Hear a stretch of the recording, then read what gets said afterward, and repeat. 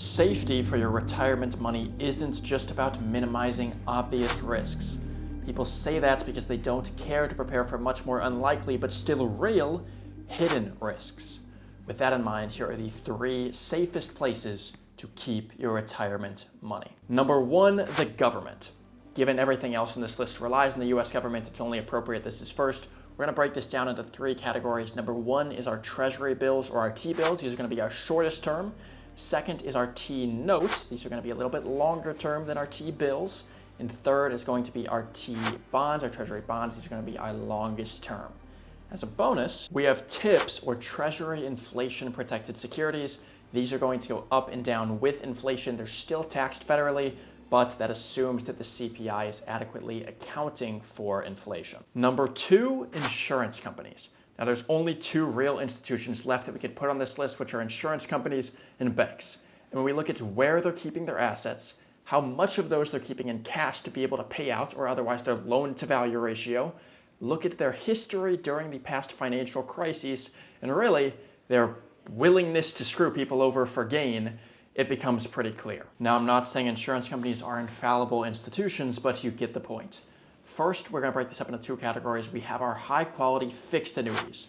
There's plenty of different annuities. For example, SPIAs, single premium immediate annuities, multi-year guaranteed annuities. Those are MIGAs, fixed indexed annuities. These are generally going to be for providing some sort of retirement income or preparing to have that retirement income in the future. For example, one fixed indexed annuity that I had one client that was very interested in the guaranteed side of things is doing a 10-year fixed indexed annuity, but regardless of how the policy performs, he has presented a number the very date that the policy is issued that he knows no matter what is going to be there in income 10 years into the future, and some of those actually look very nice. Second is going to be your cash value life insurance. This could be whole life insurance, this could be universal life insurance. I cover mostly universal life on this channel. These are going to be instruments that are going to be much safer long-term than banks. Number 3 is going to be just beating out banks, buried in your backyard. You can tell I am not a fan of banks. Now, are there good options within banks? High yield savings, CD accounts, money markets, and you have FDIC insurance up to $250,000. Absolutely. Unfortunately, we live in the world and it's not very reasonable to go about our lives without dealing with banks and insurance companies.